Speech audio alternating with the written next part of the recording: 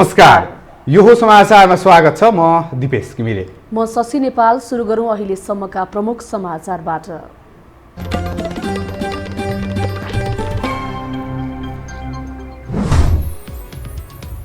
संविधान रक्षाका लागि पहल गरिरहेको विघटित संसदका सभामुख सापकोटाको जिकिर। मुलुक अनिश्चिततातर्फ गएको पूर्व राष्ट्रपतिको भनाई।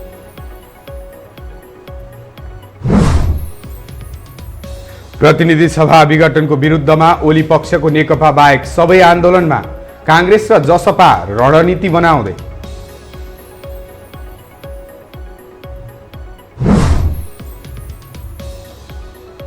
कोरोना संक्रमणले नेपालमा आज 9 जनाको मृत्यु। मुलुकमा खोप ल्याउन झै पहल नगरेको भन्दै विज्ञको असन्तुष्टि।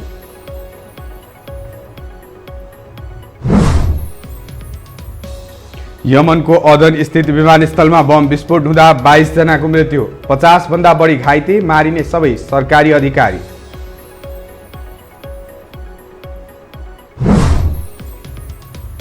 र प्रधानमन्त्री कप महिला क्रिकेटमा गण्डकीको लज्जास्पद हार।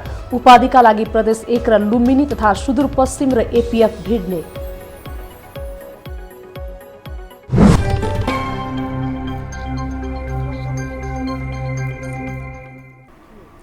अब समाचार विस्तारमा। विघटित प्रतिनिधि सभाका सभामुख अग्निप्रसाद सापकोटाले संविधानको रक्षाका लागि आफ्नो भूमिकाबारे परामर्श लिइरहेको प्रतिक्रिया दिनुभएको छ। विभिन्न पार्टी सम्बन्ध महिला संघका संयुक्त टोलीको ज्ञापन पत्र बुझ्दै सापकोटाले प्रधानमन्त्रीलाई संसद विघटन गर्ने अधिकार नदिएको प्रमाणसहित अदालतमा उत्तर दिन लागेको समेत जानकारी दिनुभयो। उहाँले संविधानको रक्षा देश र जनताको हितमा सधैँ समर्पित भएर काम गर्ने प्रतिबद्धता व्यक्त गर्नुभयो। विचार विमर्श, परामर्श, राय सल्लाह सुझाव दिइरहेको छु र मैले तपाईँहरूलाई यतिखेर के विश्वास दिलाउन चाहन्छु भने संविधानको रक्षा र देश र जनताको अधिकतम हितमा म सबै समर्पित गर्नेछु। केही विश्वास म तपाईँहरूलाई दिलाउन चाहन्छु। धन्यवाद। महिला संगठनहरूले बुझाएको ध्यानाकर्षण पत्रमा प्रतिनिधि सभा विघटनको घोषणा खारेज हुनुपर्ने माग गरिएको छ। नेकपा दाहाल नेपाल पक्ष, अखिल नेपाल महिला संघ, जनता समाजवादी सम्बन्ध समाजवादी महिला संघ, राष्ट्रिय जनमोर्चा निकट अखिल नेपाल महिला संघ र विवेकशील साझा पार्टी निकट महिला संगठनले सापकोटालाई ज्ञापन पत्र बुझाएका हुन्।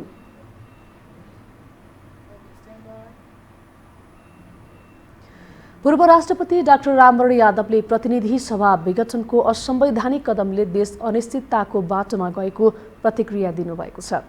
काठमाडौँमा आज आयोजित कार्यक्रममा पूर्व राष्ट्रपति यादवले प्रतिनिधि सभा विघटनको कदमले लोकतन्त्र, संविधान, राष्ट्रियतालाई दूरगामी असर पार्ने बताउनु भएको हो। उहाँले आशा र भरोसाको केन्द्र अदालतबाट न्याय हुनेमा विश्वस्त रहेको बताउनुभयो। ट्र्याकमा छ कि छैन, संविधान अनुसार काटले काम गरेछ कि छैन, त्यो सारा कुराको छिनोफानो गर्ने त्यो एउटा संस्था छ जहाँ नेपाली जनताको आशा र भरोसाको त्यो संस्था अहिले छ। यादवले राष्ट्रिय शक्ति मिले मात्र सबै समस्या निदान हुने भन्दै स्वर्गीय बीपी कोइरालाको मेलमिलाप नीति अहिले झनै सान्दर्भिक भएको तर्क गर्नुभयो। भू राजनीतिक समसामयिक अवस्थाको चिन्तन गरिए विदेश नीति नल्याए मुलुक जोगाउन अप्ठ्यारो पर्ने पनि उहाँको भनाइ थियो।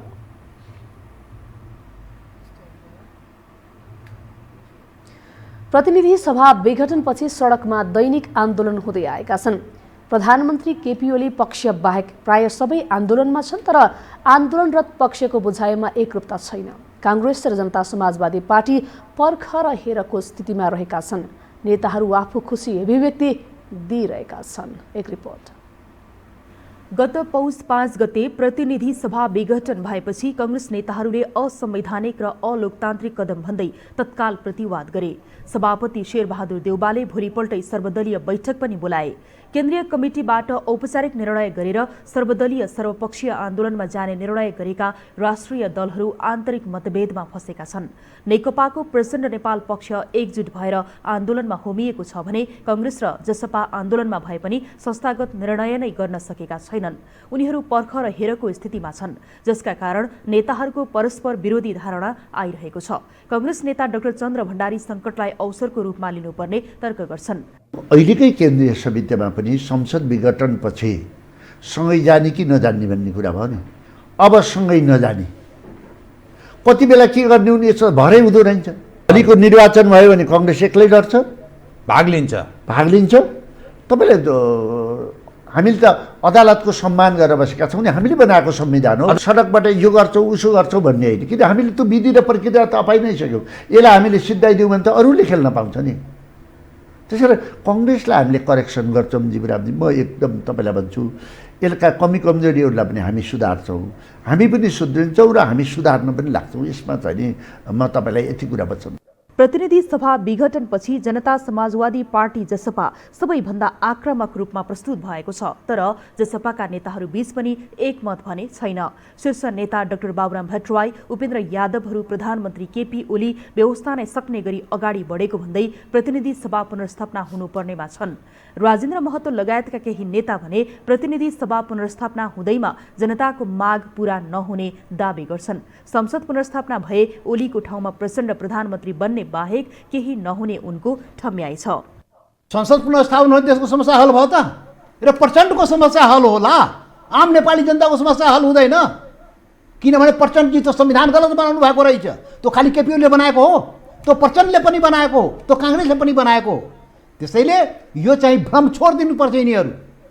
यो आफ्नो स्वार्थको लागि प्रतिगमन अनि त्यो चाहिँ फेरि सच्याउने र आफ्नो स्वार्थ पुरा गर्ने, स्वार्थ पुरा भएन भने त्यो चाहिँ प्रतिगमन गरिहाल्ने, यस्ता धन्दाहरू त गरे हो यिनीहरू। ठूलो दल नेकपा फुटेको मौकाको फाइदा उठाउनुपर्ने मनस्थितिमा विपक्षी दलका नेताहरू रहेका छन्, तर कसरी भन्ने प्रश्नको जवाब सजिलो छैन। के प्रधानमन्त्री ओलीले वैशाखमा चुनाव गर्नकै लागि प्रतिनिधि सभा विघटन गराएका हुन् त? यदि घोषित मितिमा चुनाव भएन भने के हुन्छ? यी प्रश्न पनि नेताहरूको मानसपटलमा घुमिरहेको छ। अब बाँकी समाचार। पछिल्लो समय प्रधानमन्त्री केपी शर्मा ओलीले संसद विघटन गरेसँगै अहिले राजनीतिक दलका शीर्ष नेताहरू बीच आरोप प्रत्यारोप चलेको छ। प्रधानमन्त्रीदेखि पूर्व प्रधानमन्त्री लगायत एक अर्कालाई नराम्रो देखाउन निकृष्ट भाषा प्रयोग गरिरहेका छन्। नेताहरूको यस किसिमको व्यवहारले कस्तो राजनीतिक संस्कृति बन्ला भन्ने चिन्ता उत्पन्न भएको छ। एक रिपोर्ट।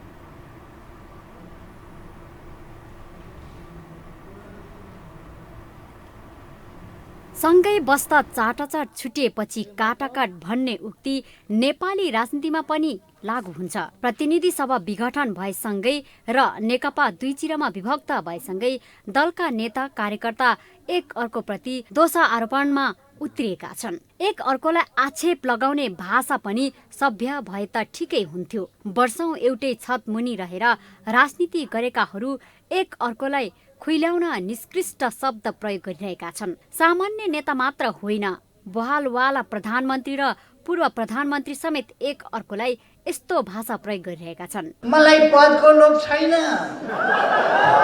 जस्तो पदको लोभ होइन, तर मलाई उधार हुँदैन।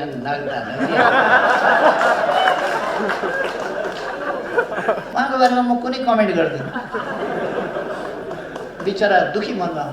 केपी ओलीले इतिहासमा कलङ्कको टीका लगाएका छन्, त्यो कहिल्यै मेटिने छैन जबसम्म केपी ओलीले पश्चाताप गर्ने छैनन्। लोकतन्त्रमाथि मैले घात गरेँ, आफैले बनाएको संविधानको बलात्कार गरेँ, म अपराधी हुँ। संविधानमाथि जबरजस्त बलात्कार गरेर संविधानमा पहल पार्ने काम गरेका छन्। नेपाली भाषाका विज्ञहरूले भने नेताहरूको बोली व्यवहार र आचरण लोकतान्त्रिक मूल्य र मान्यता विपरीत रहेको टिप्पणी गर्छन्। यस्ता व्यवहारले नेता कार्यकर्तालाई मात्र नभई आम नागरिकमा समेत राम्रो सन्देश नजाने उनीहरूको भनाइ छ। त्यसैले जनप्रतिनिधिहरूको भाषा सभ्य र शिष्ट हुनुपर्ने विज्ञको भनाइ छ। यो राजनीतिक नेताहरूले बोल्दाखेरिमा चाहिँ उनीहरूलाई आदर्श मान्या हुन्छ, मान्छेहरूले उनीहरूले बाटो देखाउँछन् भन्ने ठान्या हुन्छ। उनीहरूले अब एकदम अशिष्ट किसिमको भाषा अपशब्दहरू प्रयोग गर्न थाले एकअर्कालाई नै भनेदेखि त्यसले त मान्छेले नराम्रो सिक्छन् नि त, त्यसबाट कुनै राम्रो प्रभाव त पर्दैन। अनि यही ठिक रहेछ भनेर अनि त्योभन्दा तल्लो तहमा उनीहरूका कार्यकर्ताले अरूले पनि त्यस्तो भाषा प्रयोग गर्न थाल्छन्। म अब जस्तो कि हाम्रो भाषा विज्ञानमा वार्तालापमा प्रयोग हुने भाषाको बारेमा 3-4वटा सिद्धान्त छ। एउटा के छ भने कि त्यति मात्रै बोल्ने जति आवश्यक छ, धेरै बोल्यो भने फेरि त्यो राम्रो वार्तालाप भएन। मन नपरेका कुरा प्रकट गर्ने सभ्य अनि शिष्ट शैली हुन्छ। अहिलेका नेताहरूले बोल्ने बोली र गर्ने व्यवहार नयाँ पुस्ताका लागि मानक बन्छ। उनीहरूले त्यही सिक्छन्, त्यही गर्छन्। त्यसैले नेताहरूले यो विषयलाई गम्भीरतापूर्वक लिनुपर्छ। यो हो टेलिभिजनका लागि क्यामेरामा सञ्जय घिमिरेका साथमा लीलामाया ठटाल, काठमाडौँ। प्रदेश 1 का मुख्यमन्त्री शेरधन राईले आफू विरुद्ध अविश्वासको प्रस्ताव दर्ता गर्ने 15 जना सांसदलाई निलम्बन गर्नुभएको छ। मुख्यमन्त्री शेरधन राईले संसदीय गतिविधिमा संलग्न हुन नपाउने गरी दलको नेताको हैसियतमा निलम्बन गर्नुभएको हो। गएको सोमबार दलको नेताको हैसियतमा मुख्यमन्त्री शेरधन राई विरुद्ध अविश्वासको प्रस्ताव दर्ता गराउने 19 जना सांसदलाई दलको नेताको हैसियतमा राईको निर्देशनमा स्पष्टीकरण सोधिएको थियो। स्पष्टीकरण मागिएका मध्ये 15 जनालाई सांसदबाट निलम्बन गरिएको हो। भीमप्रसाद आचार्य, राजेन्द्र राई, मोहन कुमार खड्का, लीला वल्लभ अधिकारी, लक्ष्मण तिवारी, कुलप्रसाद साम्बा, इन्द्रबहादुर आङ्बो, विजय कुमार विश्वास, यशोदा अधिकारी, धीरेन्द्र शर्मा, विजय घिमिरे, कुसुम कुमारी श्रेष्ठ, टङ्क आङबुहाङ, सावित्री कुमारी रेग्मी र सरिता थापा निलम्बनमा परेका हुन्।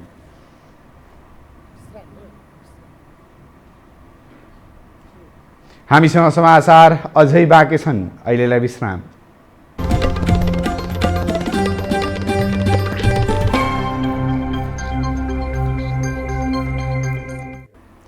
अब बाँकी समाचार। नेपालमा कोरोना संक्रमणले थप 9 जनाको मृत्यु भएको छ। यससँगै संक्रमणले ज्यान गुमाउनेको संख्या 1856 पुगेको छ। स्वास्थ्य तथा जनसङ्ख्या मन्त्रालयका अनुसार 24 घण्टा यता देशभर थप 534 जनालाई संक्रमण भएको छ। 6000 जनाको परीक्षण गर्दा 338 पुरुष र 196 महिला संक्रमित पाइएका हुन्। यीमध्ये काठमाडौँ उपत्यकामा 247 जना रहेका छन्। काठमाडौँमा 180, ललितपुरमा 43 र भक्तपुरमा 24 जना संक्रमित भएका हुन्। आज 447 संक्रमण मुक्त भएका छन्। यस्तै 6378 संक्रमित आइसोलेसनमा रहेका छन्। मन्त्रालयका अनुसार देशभर 236 जना संक्रमितको आइसियुमा र 36 जना संक्रमितको भेन्टिलेटरमा उपचार भइरहेको छ।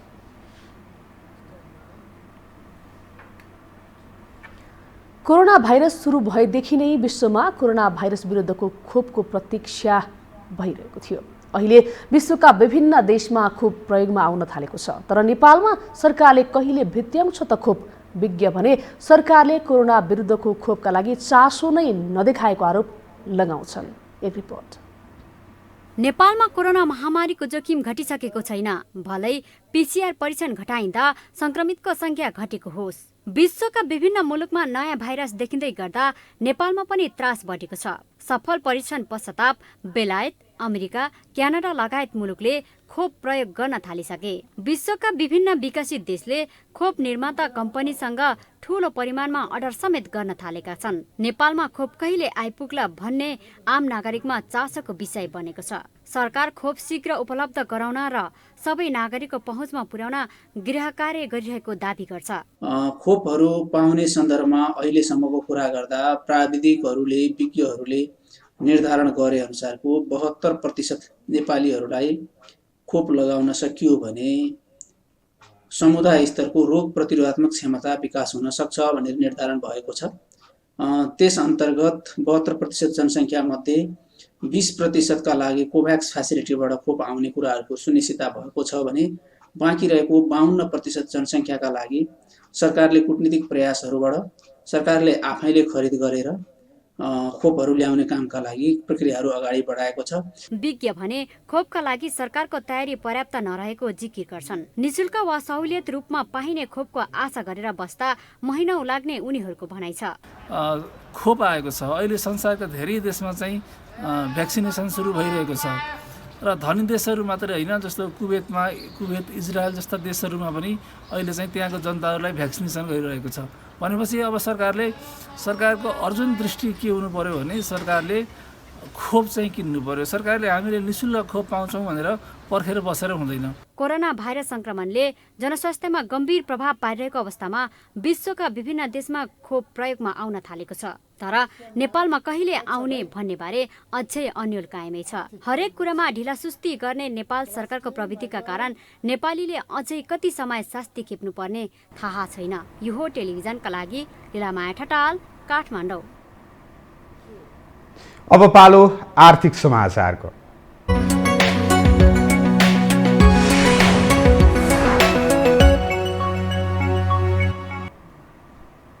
नेपाली शेयर बजार परिसूचक नेप्से अहिलेसम्मकै उच्च बिन्दुमा पुगेको छ। नेप्से आज 25.21% अङ्कले बढेर 2087.27 बिन्दुमा पुगेको छ। यो नेपाली शेयर बजारको इतिहासमै सबैभन्दा उच्च बिन्दु हो। यसअघि नेप्से गएको मङ्सिर 17 गते सबैभन्दा धेरै 2071 बिन्दुमा पुगेको थियो।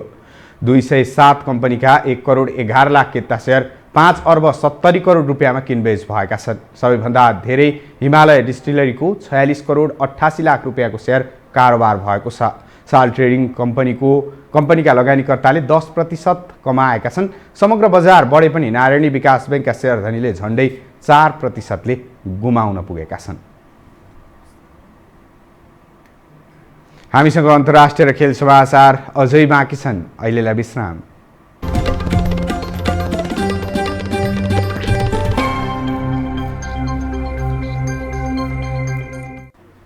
विश्रामपछि स्वागत छ। अब पालो अन्तर्राष्ट्रिय समाचारको।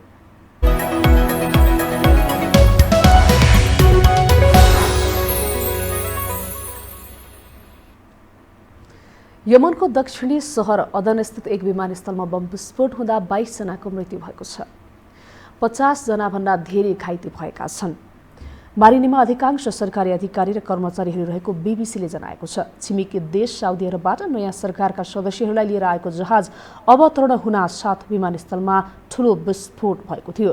मन्त्री परिषदका नवनियुक्त सदस्यहरूलाई स्वागत गर्न विमानस्थलमा धेरै मानिसहरू उपस्थित भएका थिए। यमनका सूचना मन्त्रीले हमलाको जिम्मेवार हुथी विद्रोही समूहले लिनुपर्ने बताएका छन्।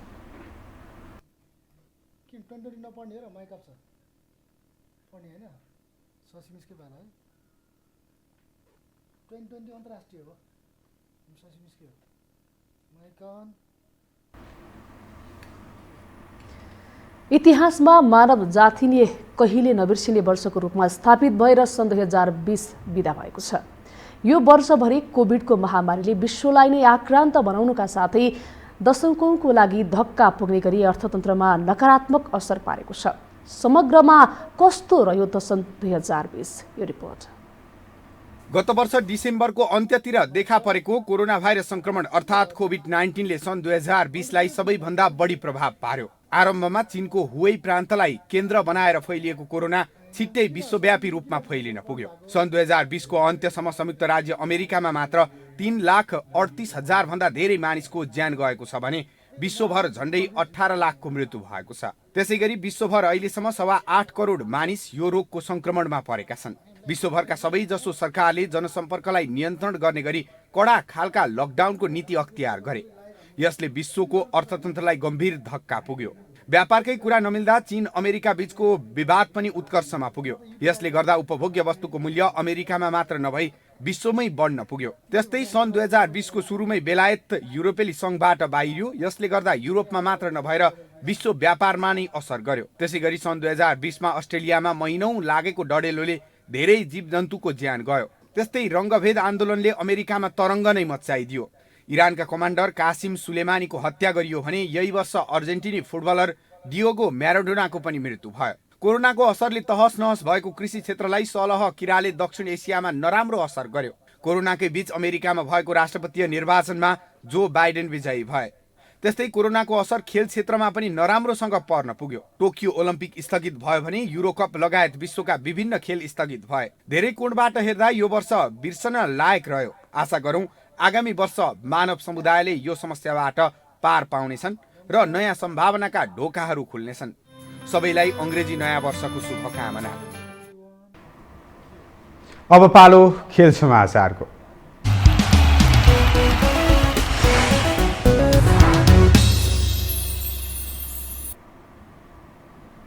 प्रधानमन्त्री कप राष्ट्रिय महिला क्रिकेट प्रतियोगितामा गण्डकीले लज्जास्पद हार बेहोरेको छ। आज भएको समूह चरणको अन्तिम खेलमा प्रदेश 1ले गण्डकीलाई 140 रनले पराजित गरेको हो।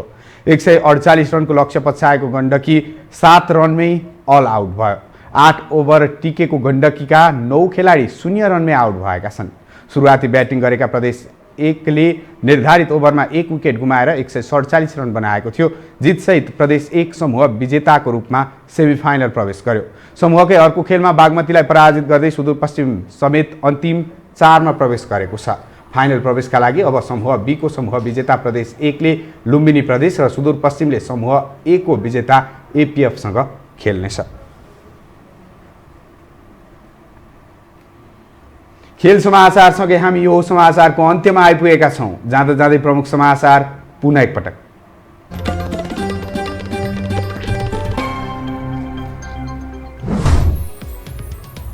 संविधान रक्षाका लागि पहल गरिरहेको विघटित संसदका सभामुख सापकोटाको जिकिर।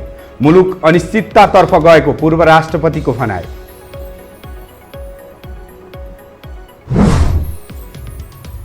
प्रतिनिधि सभा विघटनको विरोधमा ओली पक्षको नेकपा बाहेक सबै आन्दोलनमा कांग्रेस र जसपा रणनीति बनाउँदै।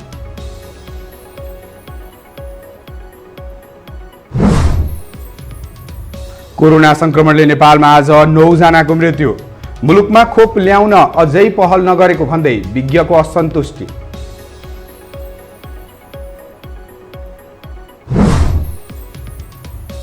यमनको अदनस्थित विमानस्थलमा बम विस्फोट हुँदा 22 को मृत्यु, 50 भन्दा बढी घाइते, मारिने सबै सरकारी अधिकारी।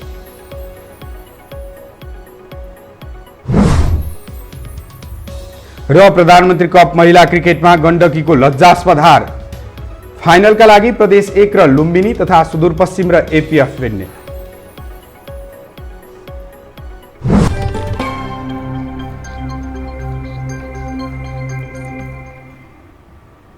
हवस् त यो समाचार सकियो। समाचार बुलेटिनका साथै यो टेलिभिजनका सम्पूर्ण कार्यक्रम योहो टेलिभिजन.com, योहो खबर.com, युट्युब र फेसबुकमा पनि पढ्न र हेर्न सक्नुहुनेछ। मोबाइलमा योहो टिभी एप डाउनलोड गरी हामीलाई प्रत्यक्ष हेर्न सक्नुहुनेछ। तथ्यसहितको निष्पक्ष समाचारका लागि हेर्दै रहनुहोला योहो टेलिभिजन। नमस्कार।